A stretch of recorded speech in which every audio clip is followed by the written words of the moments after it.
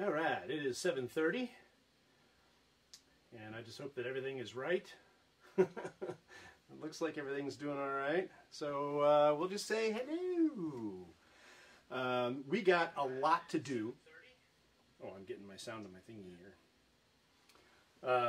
My thingy. So, lots to do. I want to zip through because we've got a couple different drinks to try, which you can't see because they're off camera, haha. And I promised my friend Tom that we would cover ice spheres today. So we're going to do that. And don't you love this new shirt? Bourbon goes in, wisdom comes out. Isn't that awesome?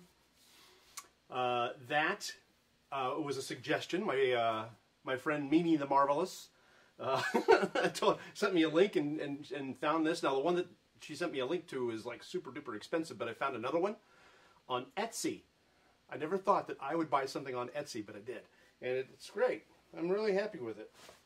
A little big, but it's okay. Maybe there's room for two.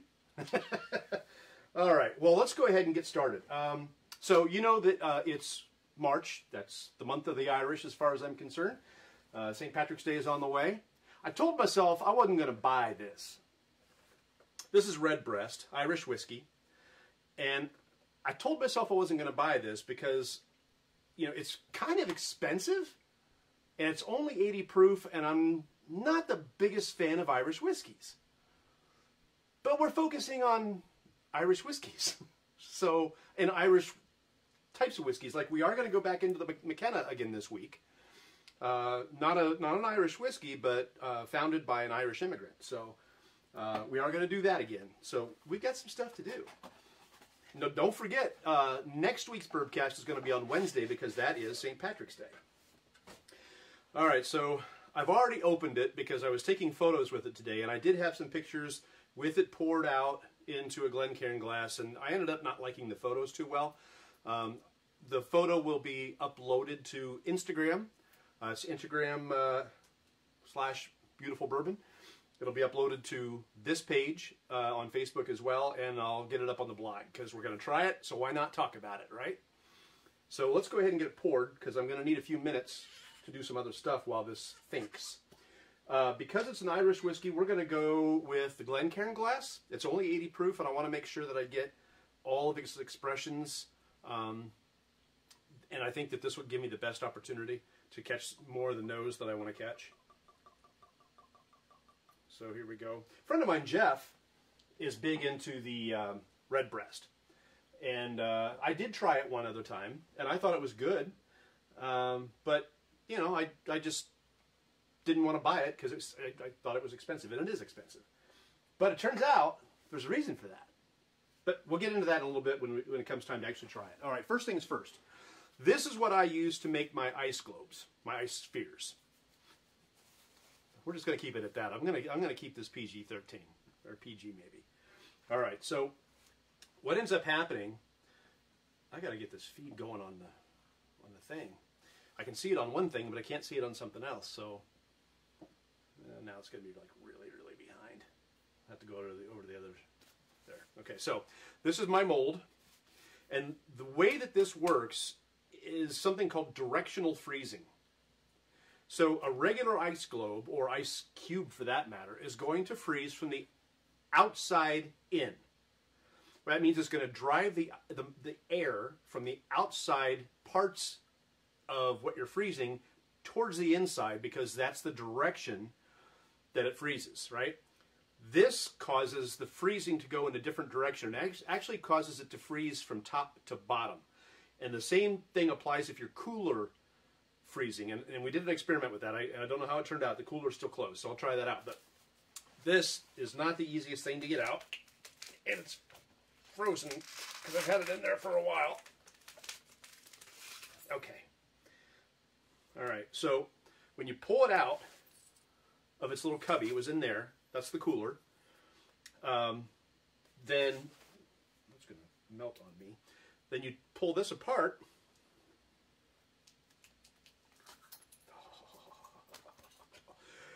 And they're so beautiful.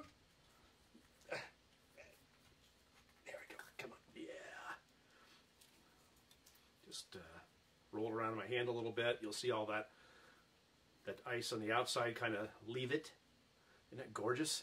Isn't that beautiful? Just needs to have the ice, the crusty stuff taken off the center. So that's how this mold works. The downside is you can only make 2 at a time. But yeah, I mean, I can just get that polished like an apple, baby. Oh, it's cracking. Hear it cracking? Look at that. Look at how beautiful that is. Ooh, it's cracking. All right, we'll get it down in here cold. Now, here's the other cool part about this particular mold. You can see down there, there's ice down in there. That is also clear ice because it froze the same way the spheres did. So what I happen to have here is a bucket of hot water. And I'm going to take out this inner part. I don't want to get that wet, but this is just plastic. So I'm going to set that down in that hot water and see if I can get that to come out too. All right, now the other thing that we did while we're waiting for the Redbreast to finish airing out, I did another experiment. So those ice spheres that I did it with boiling hot water. I've always thought that if it was hot water, because hot water moves faster, the molecules move faster, and therefore there's less air. The warmer the water gets, the less air is in it.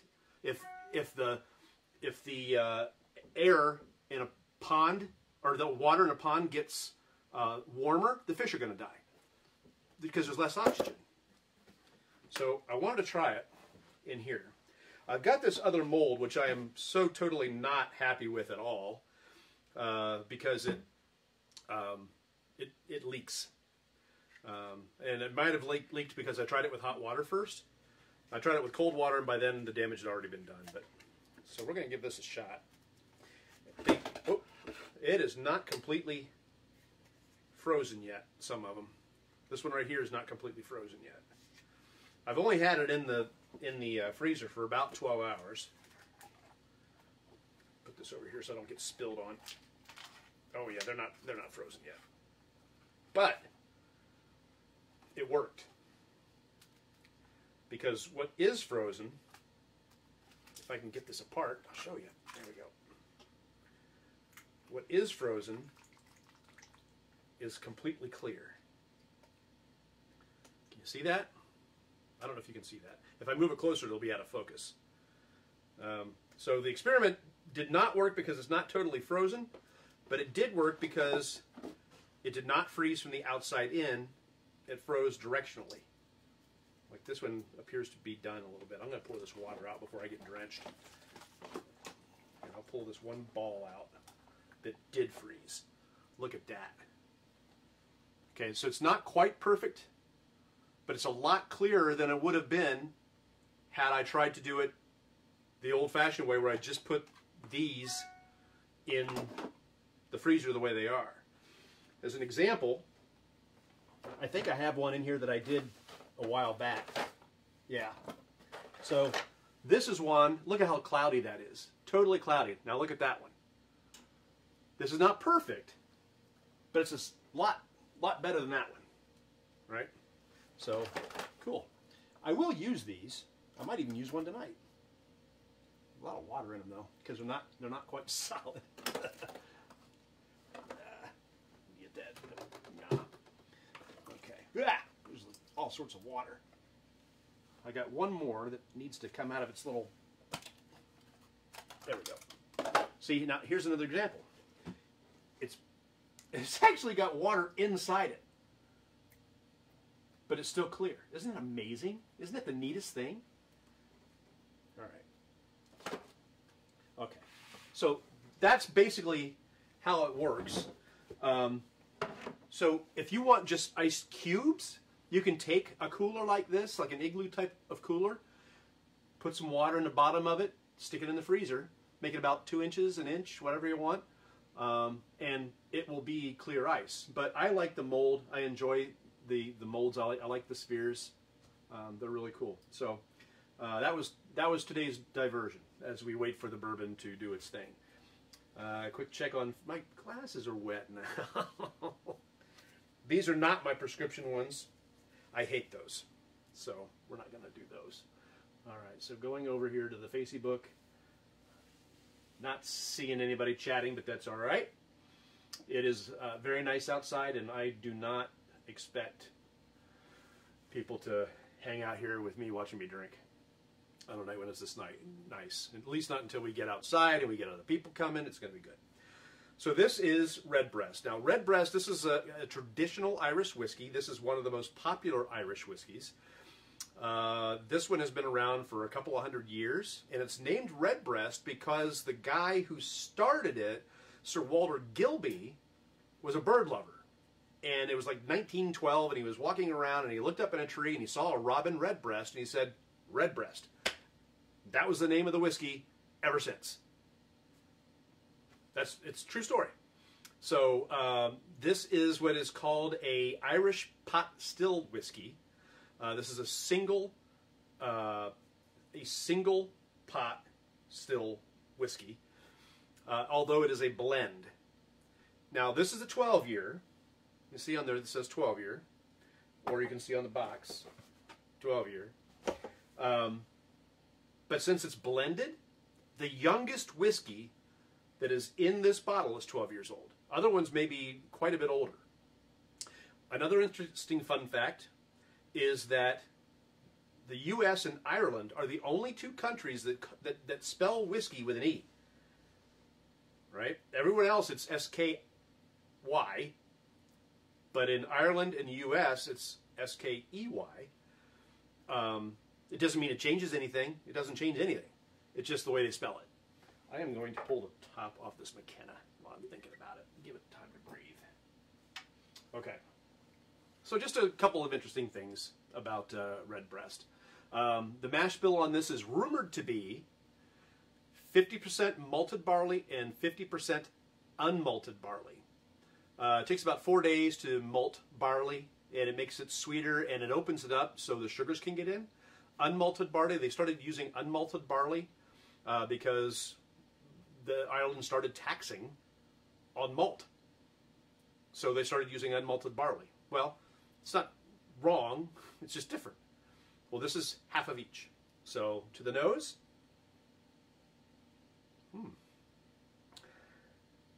It's got a white wine characteristic to it. It's fruity. I'm catching honey. You know I like honey. Yeah. It's kind of grassy, which is funny because there's no rye in it. It's only the two types of barley. 100% barley. Definitely got some spices to it, some caramel. But the grass is that ryegrass type of feel is there. It's strong. The spices are strong. Cinnamon. Yeah. Now this was opened earlier today, so it had a little bit of time to breathe, but not much. And now I've got it in a Glencairn glass, so it's not going to breathe much in here either. Let's give it a shot.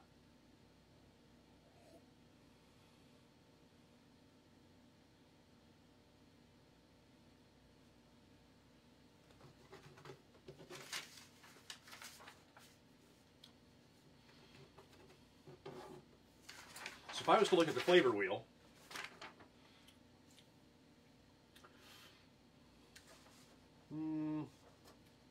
okay, so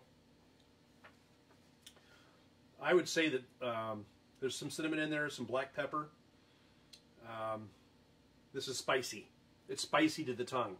A little bit of grass, which I suppose would be in the woods.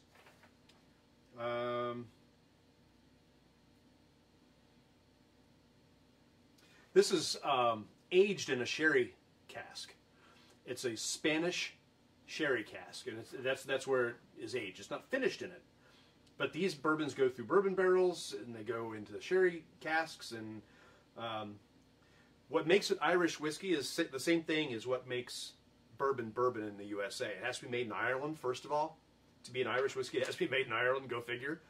and it has to be aged for at least 3 years in European oak barrels. And then they can do whatever after that they want, and in this case, there's sherry or bourbon barrels.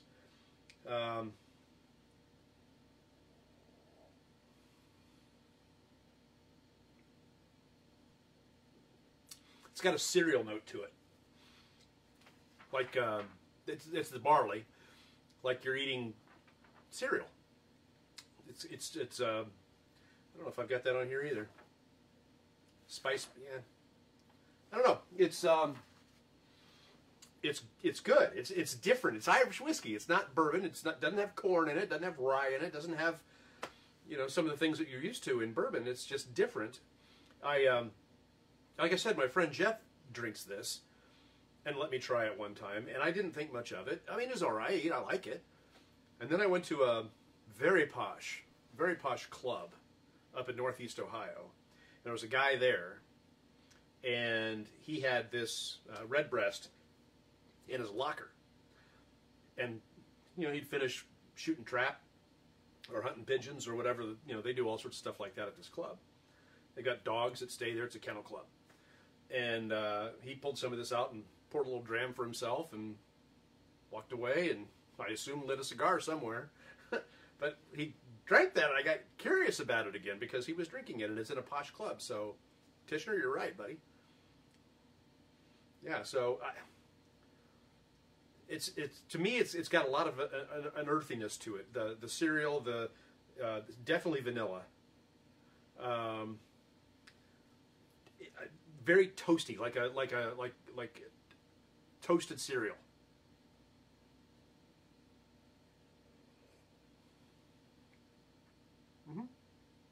That's it right there, toasted cereal. Okay, let's see if I have any other notes. Oh, the alcohol by volume needs to be no less than 40%, which means 80 proof. So that it has in common with bourbon. Let's see here if there's anything else that's interesting.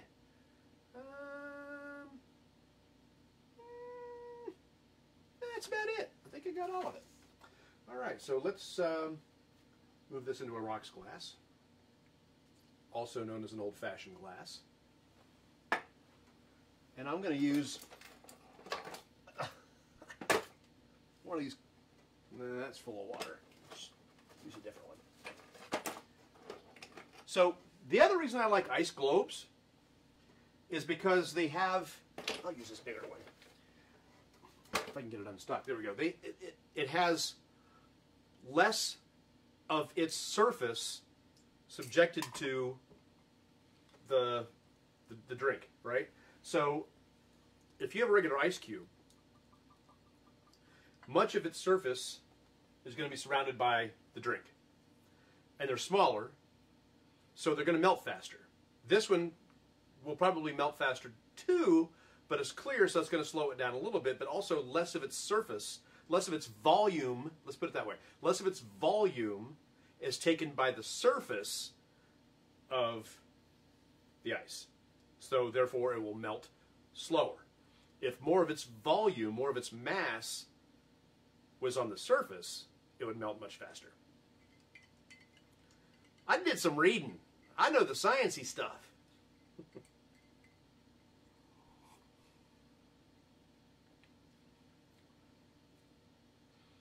So this is a super smooth whiskey anyway. On ice, it really lost it. Now maybe this ice cube was full of water. I don't know, but I don't think it was. But it really, I mean, if you don't like whiskey, then get this stuff and put it on ice because there's not much going on anymore. There's still a flavor there, and it's still got that barley, that toasted barley, cereal, vanilla, granola type of feel to it, taste to it. But that has no legs at all. It really lost a lot on ice. And because of the cereal component of it, I wouldn't call it refreshing. Yeah, that ice really melted quickly. So that could be why.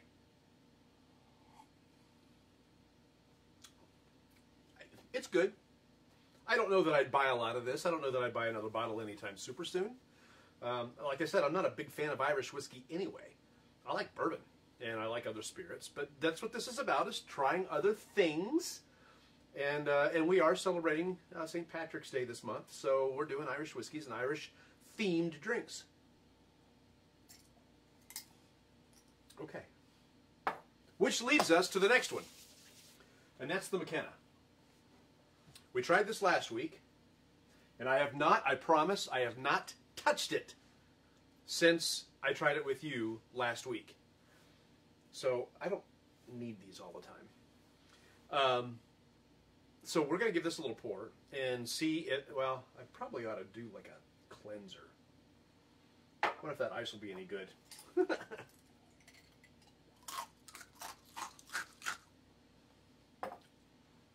That was really obnoxious. I'm sorry. Not that sorry, obviously. All right. So we'll just give this a little pour. Now, this hasn't been open a lot. It was open a little bit today, and it was open a little bit last week when we did this, but I haven't opened it to let it sit. I haven't decanted it. I haven't done anything. So we're just going to wait a minute. I'm going to put these back on now and see if anybody's talking. No. Okay. All right. Well, let's get to it. So this is the Henry McKenna. We tried Redbreast first. Very toasted, very cereal-like. It's 50% malted barley and 50% unmalted barley. So, yeah, it's very toasted tasting, like cereal. Got a bit of a grass taste to it. But, you know, it's good, and it's very, very smooth. And I do like it. It's going to be a special occasion drink, or it's going to be, hey, come over and try this drink. I'm not going to sit here and finish this bottle over the next couple of weeks. It'll be just when I feel like having it. Excuse me. And not being a huge fan of Irish whiskey, it'll probably be something that I share with people when they come over. Help me get rid of it. No, it's not that bad. It's really not that bad. I liked it. I didn't love it. I liked it. Okay. So the Henry McKenna, this is the 10-year. This is the bottled and bond, 100 proof. Tried it last week. The nose on this is so different than that. Oh my. Still got a sweetness to it. The cinnamon is popping. I may be tainted by that. I'm smelling grass. I don't know what I'm supposed to do about that. I don't have a palate cleanser for my nose. Let's try the Woodford. This is smoked. Maybe this will clean my palate. Or my nose palate. Yeah, it doesn't smell like much of anything. So, okay. All right.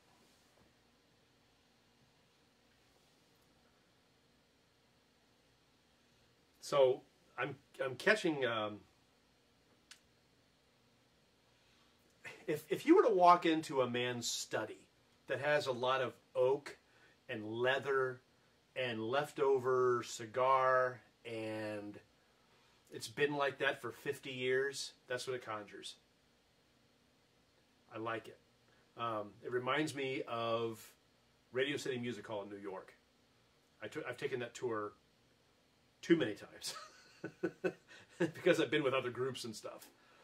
And you go into Roxy's room, and it smells leathery and cigar-y and old-timey and oaky and, you know, history. History in this glass. Not trying to be poetic. I'm catching a citrus overtone. Oak is, hello. Cinnamon. A little bit of anise, which is a dark spice.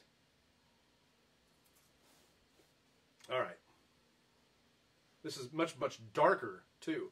And they say that Redbreast may have been inspired by the fact that it has a little bit of a red hue to it. Ah. Okay.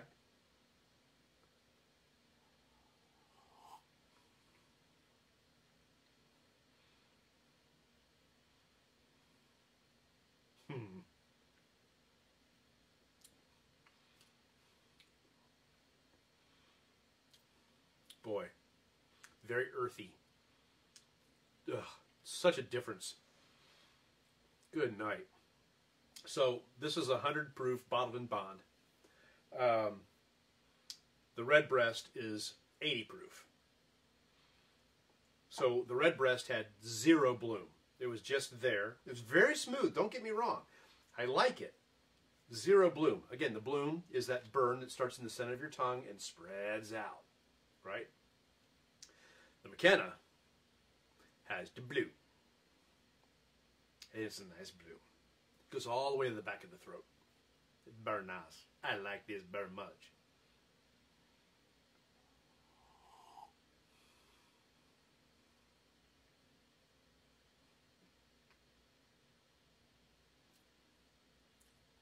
It's much drier than the McKenna. I'm sorry, than the Redbreast. The McKenna is much drier than the Redbreast. Again, I'm getting pepper, cinnamon, very earthy, nutty type of taste to it. Definitely, we talked a little bit last week about hazelnut and almond. That's still there. So it's been sitting open since I opened it here. I'm going to let it sit open for a little while longer while I clean all this up. And then I'm going to cork it again. And we'll try it again next week. Because I'm anxious to find out what the differences are from week to week. There's not a lot of difference in the week that this has been open. Redbreast, on the other hand, I was watching a video about Redbreast today, and they were saying that if you let it sit 10 minutes, it's going to be different. It's a different whiskey. It's barley. This has got other stuff in it. This has got corn in it. This has got rye in it. It's higher proof. So it's got different characteristics. They're going to act differently under different situations. The McKenna is delicious. This is in my top 10 for sure.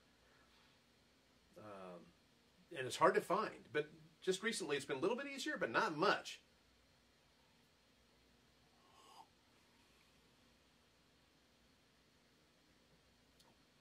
I won't say it's the most complex whiskey. There's other ones that are much more complex. But this is damn good. It's oh, that nice oak to it. Just nice. Really, really good. All right, so my ice mold has been sitting in hot water for a little while.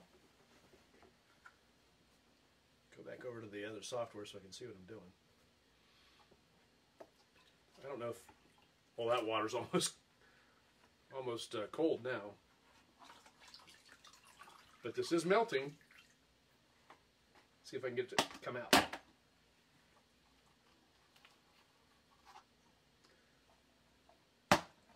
Got it. All right. All right. So it's not perfect, but look how clear that is. The top of that.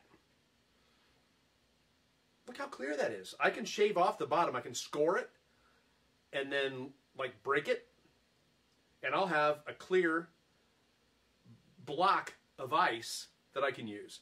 And these too. All is a byproduct of making ice spheres in the first mold I showed you.